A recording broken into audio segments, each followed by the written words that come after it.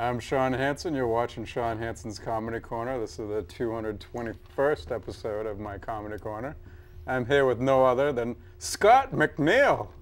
Hi, thanks for having me doing? on. I'm doing great. How about yourself? Good. Today is special because we have Scott MacNeil on, and we are live on YouTube right now. SHCC TV. I can be my own cameraman right there. I just fixed it, and now they can see you. They can see me too? Yeah. So this will be going live on YouTube tonight. Wonderful. And everybody can see us 24 hours a day. Whew, I'm going to be tired. Yeah, I know. So how's everything been? Things have been going great. That's good. And especially, with the comedy, it keeps seeming to be picking up more momentum, and I keep getting invited to do more things, like being on this show. So. And signing my first Viewer's Choice Award thing. That's official. I could show it to the public here, but they won't see it. Careful, everyone will want one. Yeah, so vote for me by May 1st, and maybe I can win. Absolutely, I see that happening. We'll split the award. Half of the year will be at my house, half the year will be at your house. Fair enough, 50-50. So tell me a little bit about your comedy career. When did you start? Well, it's kind of, I've been fortunate that it's evolved over the years. As a kid, I always have had my sense of humor, and around 4th grade, I was introduced to Mad Magazine, which I love. I still have my collection. I have 5 cases of Mad Magazine. Oh yeah? Wow. And then back in 1993, I was working at an oil heating company. I was managing a parts room, and I used to kid around with the dispatcher. And he grew up with Jimmy Tingle. Oh, wow. And he knew Lenny Clark and Stephen Wright and all that years ago in the early 80s. And he said, "You're pretty funny, too." He said, "These jokes that you come up with," he said, "do you remember them?" And I said, "Well, not all of them." He said, "Well, then you better start writing them down." And I was like, well, I don't know why. I've never really been built on self-esteem, so it was kind of awkward, but then it just picked up momentum with writing them, and at the different jobs I had after that, I just kept, not only there, but I would keep scrap paper with me and write them down. And I had been aiming to do a book of my jokes, and I even have had a title for years. I still haven't done the book, but I want to call it A Fragment of My Imagination. Oh, that's good. Yeah. Fragment of My Imagination by Scott MacNeil. Right. The Scott MacNeil. I would say the. The, one and only. Right. How many E's would be after that? We don't know. Depends on whether it's American or English, I guess. Fragment of My Imagination. So have you started putting thoughts together of this yet? Well, actually, some years ago, I had a job that ended, and my mom had passed away, and some other sad events, and I had some time on my hands, and I'm like, I had a paper bag full of jokes, and I really didn't know how to use a computer, so I went to a library and started putting it on floppy disk. And the more I typed in the jokes, I realized there were different categories of like relationships or codependency, death, and then I started to make different categories, and then I don't know if you're familiar with Loretta LaRoche. Oh yeah, I've heard of her. I like haven't her. met her though. I went to see some of her performances, and she's published different books and things. So I was interested in copyright and publishing. So I went to like 2 or 3 of her things, and afterwards I tried to talk with her, but there were other fans and people around, and it was very nice, but I just couldn't follow through with her. So I got to connect with someone through her office. I'll be the cameraman. Okay, too, that zooms in case I forget what I look like. Yeah. Wonderful. So you went through our office? Yeah. Well, I didn't want.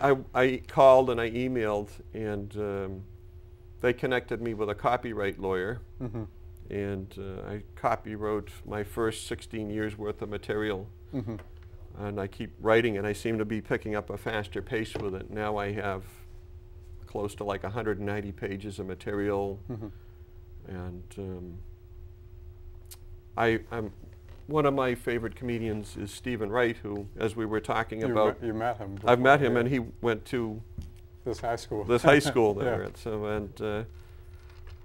So I've seen him a few times, and I've had the pleasure of talking with him for a little bit. Now, where did you meet him? At a show? At a show. Yeah. The first time I met him was up in Portsmouth, some sort of music hall theater, and they weren't letting people backstage unless you were on a particular list. So I just kind of hung around, and the people who ran the place were like point blank, if you're not on the list, you can't meet Stephen Wright. It was like, okay. And then after they had exhausted the list, they announced, they said, well, if you wait a moment, Stephen will be out. So I got to have my picture taken with him and talked a little bit, and he was pretty cordial, a nice guy. But it was kind of indirectly through my interest in his comedy that I got my first break to do stand-up. And I don't always follow comedy. It's kind of odd that I like it so much, but I don't always follow who's who and what's what. And I remember it was December 15th, 2008. He was getting an award out in Foxborough, Mass. And a lot of the big name comics were going to be there. Of course, Stephen Wright to get his award, Jimmy Tingle, Lenny Clark, Steve Sweeney, Don Gavin, and Tony V was the host, the MC for the night. And I just went for the entertainment of it, to enjoy being there. And I realized as soon, it was at that Patriots Place, is that the name of it? Yep, Patriots Place. And as soon as the show ended, that people most everybody left, and I'm like, there are all these comedians around, and I'm like, well, I'd like to say hello to Stephen, and Tony V did a great job of emceeing, and it was pretty casual, and I got to say hello to pretty much everybody that performed and all that. And Tony V was standing over in front of the stage, and I had never met him before. I had no idea what a great guy he is. Very nice person, very humble. And I went over to compliment him on what a nice job he had done.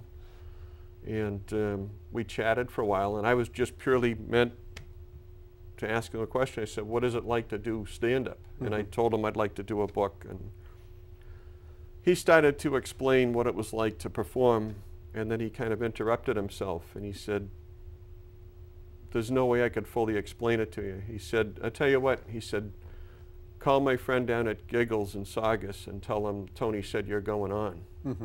I was like, really? Me? I'm like, and it was just such a nice opportunity. I was like, I'm not going to say no, but I was a nervous wreck. Was that your first time? Yes. Yeah. And when was that? It was January 21st, 2009. It was a Wednesday night. And tell me about that night at Giggles. Oh, it was, everyone treated me well. I was going to say it was awful, but it was only awful inside my own head. It was just, I don't know, it felt like I was going to the executioner's chair or something like that. And it's also, they had a thing, they call it a bringer. Yep. You have to have a certain number of people show up, pay to get in and claim they're there to see you in order to be able to perform. Is this mostly everywhere, would you say? I would say it's at some of the more well-known clubs. And so how many people did you have to bring? 4. Yeah. And I had about, I don't know, probably 20 people who guaranteed they were going to be there. And how many showed? 3. 3? And I was biting my nails, and I'm like, they told me, they're like, you're going to need someone else. I'm like, what am I Did you say, well, I brought myself, so yeah. that's 4? Run back and forth between the stage and the audience. But, and clap and go well, do your job. Just before, one person's kind of an obscure friend walked in, and he was wearing almost like a cowboy hat. Like I've never been so thankful to see him. And I'm like, there we go, we got 4. And and what I did was, I didn't know what people would do to remember their set. So I made up these big, like, they're almost like a cardboard type of thing. It's almost like that erasable type of But what I did was I cut them in half, and I wrote just brief summaries of what the jokes were and what order. And I had a friend sit up front. They were my cue, and they were kind of like, what is this? And someone thought it was part of my shtick, like. Oh yeah. So they were starting to point it out, and they're like, everyone, Scott MacNeil's using cue cards, and I was like, oh my God, how humiliating. But people were very supportive and polite, and I was kind of waiting for someone to just say, you know, you're a nice guy, the jokes are pretty good, but time for you to hang it up. But you're still doing it today. Well, not only that, but one of the people from Giggles sent me an email the next day, and they said, you already write on a professional level, yeah. and I know people who would just like to buy your material. Oh, really? And I was like, really? So I was kind of shocked by that. And last fall, I've met a lot of nice comics. People have been very friendly, you know, connected on Facebook and all that now. But one person said to me, they're like, well, where did you start doing comedy? And I said, oh, at Giggles. And they said, Giggles? And they said, well, who do you know? And I said, well, I know Tony V, and I know Mike Clark a little bit. I met Lenny, and you know, I know Johnny Peasy, and and they said, really? And they said, how long you been doing stand-up? And I said, oh, 2.5 years. And they said, oh, you got to be kidding me. I've been doing it 6 years, and still waiting to get into Giggles. And yeah, because that's a tough place to get into. That's what people say, yeah.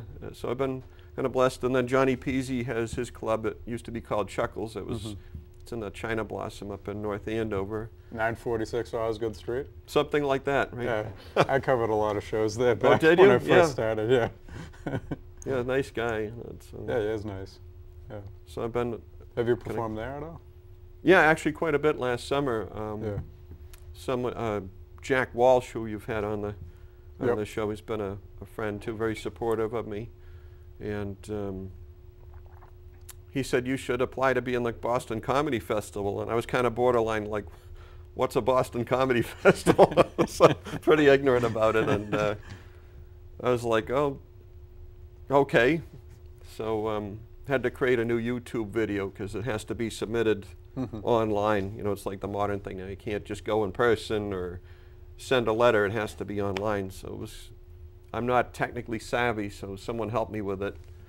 It was a pain in the butt, but we got it done. And then people were saying, well, you know, they're pretty particular about who they have on there. They probably get 300 or 400 applicants, and they picked 96. So I was like, well, and then I don't know, they took a while for them to get back to me, but I got an email that said, congratulations, you've been accepted to compete. And I'm like, I was going back through, I think I have all my performances documented, where and when I was and all that. And I did an approximate count. I think when I was in the Boston Comedy Festival, it was like the 10th time I performed, which is, you know, it's quite a blessing. Pretty good, yeah. Yeah, to do that. But the hard part for me too is I've taken a comedy class by Tony V, and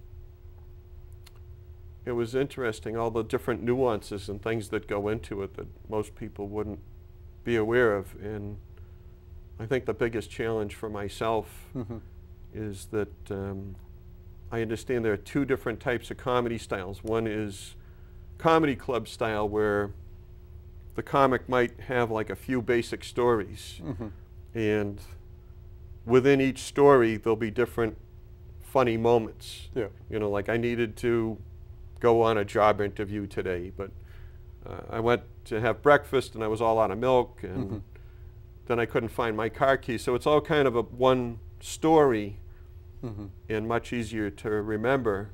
And I'm told that my style is what they call TV style, which is almost like, I don't know, Henny Youngman or something with the one-liners. Oh, okay, that's good. And I'll kind of cluster them together and I'll put them in an order, but there's really no story. And someone got after me a while ago. They said, you know, you got to work through some of these things, because in one joke you're talking about your girlfriend, another joke you're talking about your wife, and another one you're talking about being single. You got to make up your mind here. Which one are you? Yes. So I'm like, well, it really doesn't matter. And I was up at Johnny Peasy's Lots of Laughs last fall, and I did one of my typical opening jokes. And the joke is basically, they introduced me, here's Scott MacNeil, and everybody claps and that sort of thing. And then I say, well, thank you. I was very excited and nervous every time I do stand-up. And on top of this, I'm also very excited and nervous because, well, I'm about to become a father for the first time. And they clap again. And then I say, of course, I'm excited about the baby, but I'm extra nervous because I haven't told my wife yet. And then they laugh. Well, after this show, this lady came up to me, and she was very friendly and polite and all that, and she said, I really enjoyed the whole show, and you were very funny, and she said, I wanted to take a moment to say congratulations. And I said, thanks, but for what? She said, well, you know, the baby. I'm like, there's no baby. That's she just said, a joke. Yeah. And she thought, she pointed to the stage, and she's like, but you said. And I said, yes, I said it on a stage as a comedian entertaining people. Yep. And she was like, well, what about your wife? And I'm like, I've never been married. And she was just, she just looked like devastated, like she didn't know. She looked left down. And I was thinking, good thing I wasn't telling her the end is, the world is ending tomorrow or something. So she probably believes everything. That's what I'm afraid of. It's like, gee, you know, I'm like a 55-year-old lady who believes everything she hears. That's funny. It is. Now, getting into your comedy, you do the one-liners pretty much? Pretty much, yeah. So what are some of the one-liners you have, and what is the topic you focus on? Well, it's not necessarily one topic. I actually have gone through my files and picked out different categories, and I try to have them be somewhat chronological. I might start with like childhood and growing up, dating, marriage, therapy. Trying to think of like the childhood ones even. I'll talk about, I'll go up to my parents and say that I think the doll you had just bought me is broken because when I pull this string, and they said, oh no, Scott, you misunderstand, this doll is much more advanced. On this doll, when you pull the string, it listens. Or seems like some of the more simple jokes are popular. You know, like I used to date a woman who collected magazines, but I had to break up with her. She had too many issues. Wow, that's a good one. And, oh, go ahead. Well, a couple other examples. One I've been kind of closing with on, and I want to say too that when I write jokes and perform them, I really try to just plain be silly. I'm not trying to hurt anyone's feelings or put anyone down. So, and people seem to take it that, you know, that way, that as just fun entertainment, which is how I mean it. But one I've been closing with that people seem to like is I talk about, I was sitting on a bar stool and a woman came over to me and she put her arm around me and she seductively whispered in my ear, she said, if we went to bed together, what's the first thing you'd want me to take off? And I said, 30 pounds? And then I was actually, I know a man who's asked me to give some input. He's a DJ and he's working on becoming more of a comic. And he wanted me to write for him. And I'm like, well, I don't actually sit down and write. When things come to me, I capture them. But I never sit down and just say, okay, today I'm writing from 1 to 2 or whatever.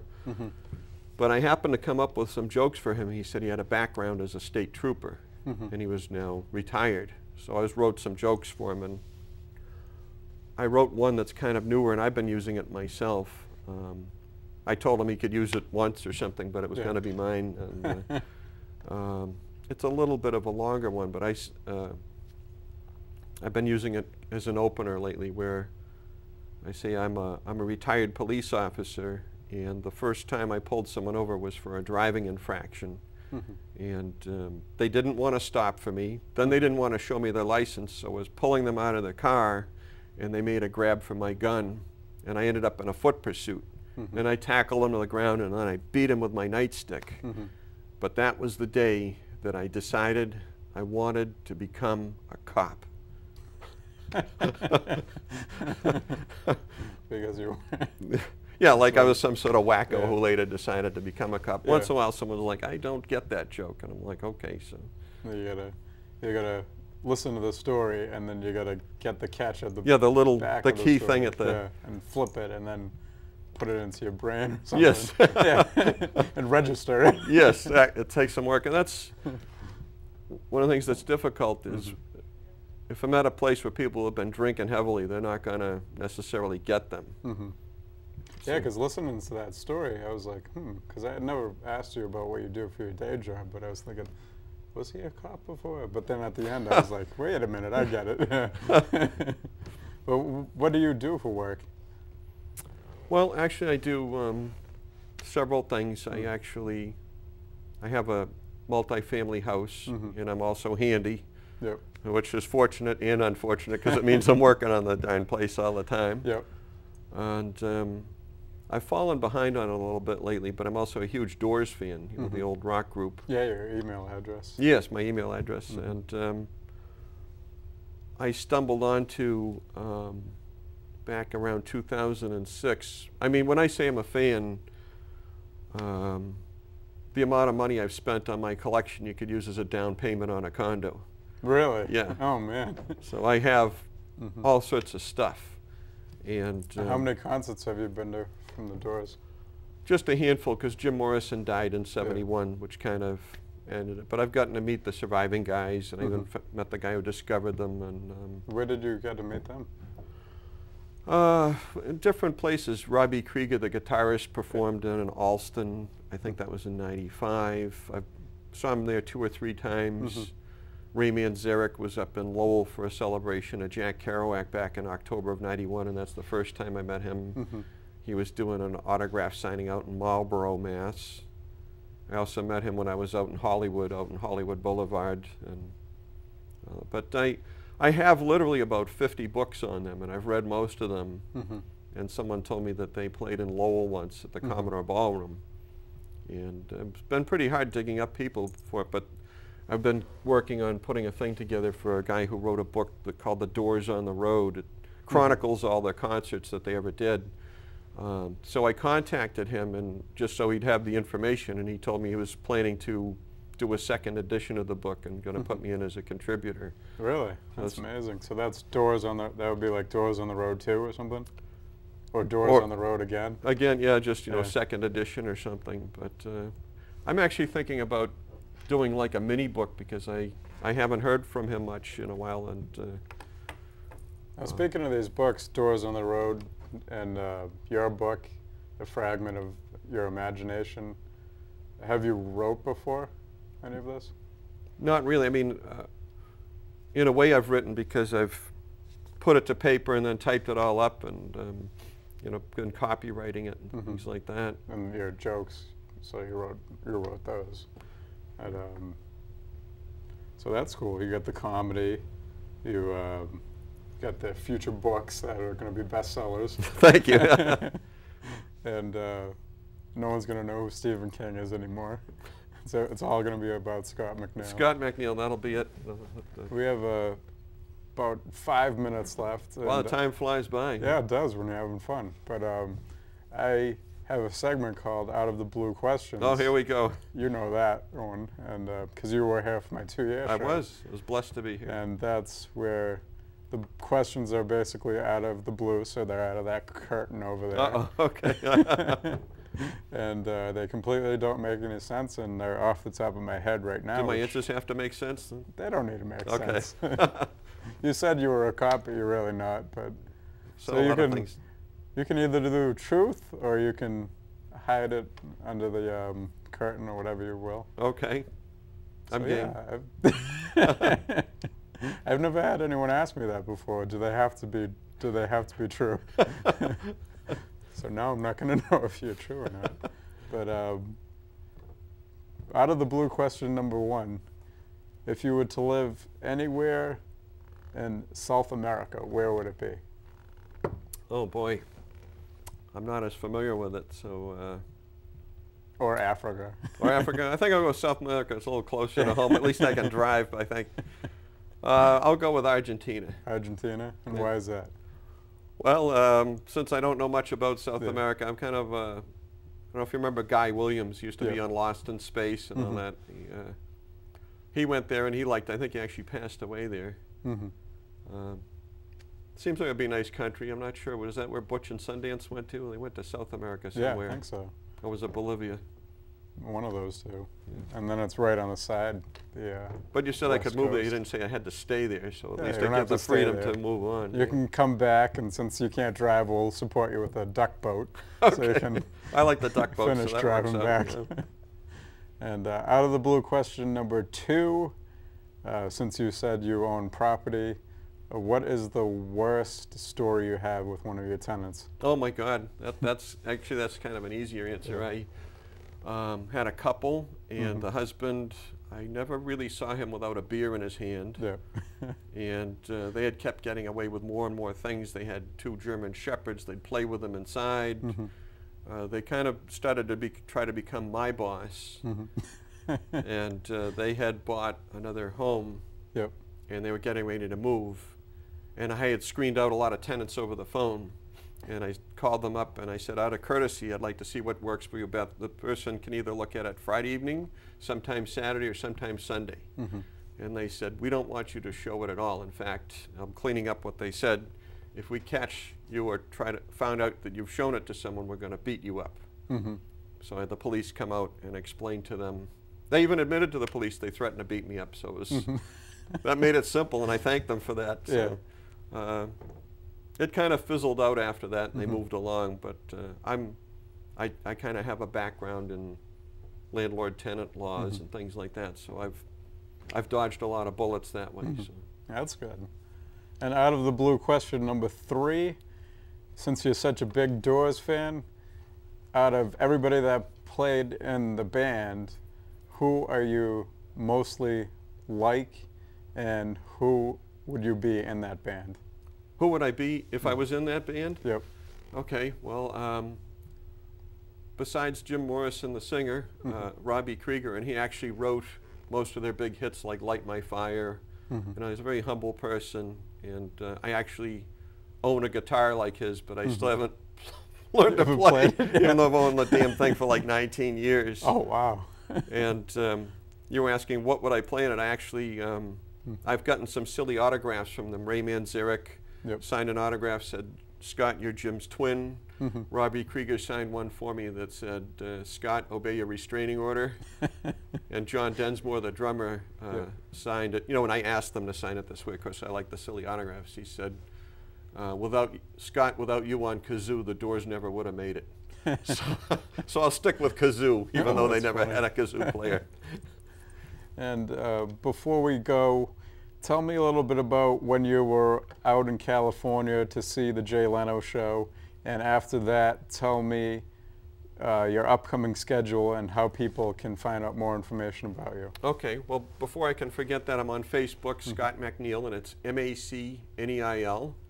I'm also on YouTube. If you type in Scott MacNeil Comedy on YouTube, there's one good video, and the other one is me doing stand-up for my 3rd time. I went out 5 years ago to Hollywood, and I was there for a few days. I had a tour of the NBC studio, and I went in for a filming of the Jay Leno show, but I was in the audience. I wasn't on the show. And before the show, Jay was taking some questions, and he actually grew up in Andover, and he was at one of the Doors concerts that I was researching. Oh, wow. But he never said on TV which show he was at. So I asked him that question before the show, and he was about to go on to another question, and I said, wait a minute. I said, I have a favor to ask. And he was like, a favor? Yeah. And I said, I'd love to come up there and have my picture taken with you. And he said, you want me to stop everything and have 250 people wait for you while you come up to have your picture taken with me? And his security people had already tipped me off that he usually does this. So he said, yeah, so I have a Polaroid picture at home. Of you and Jay Leno? Yeah, and it was March 1st, 2007. Wow. So you're cool. Great with dates, too. Wow. Some of them. Some stick out. Don't ask me the wrong question. I won't know the answer. January 21st, 2009, he started his professional comedy career at Giggles. And he doesn't know his own birthday. Actually, my birth date is this Friday, the 27th. Oh, wow. Happy birthday. Thank you so much. Oh, are you turning 29? 29 all over again, yes. That's good. All right, well, thank you very much for coming on, and I look forward to having you on in the future. Likewise. Thank you so much. It's been a pleasure. Now get out. All right. Perfect. See you later, you two.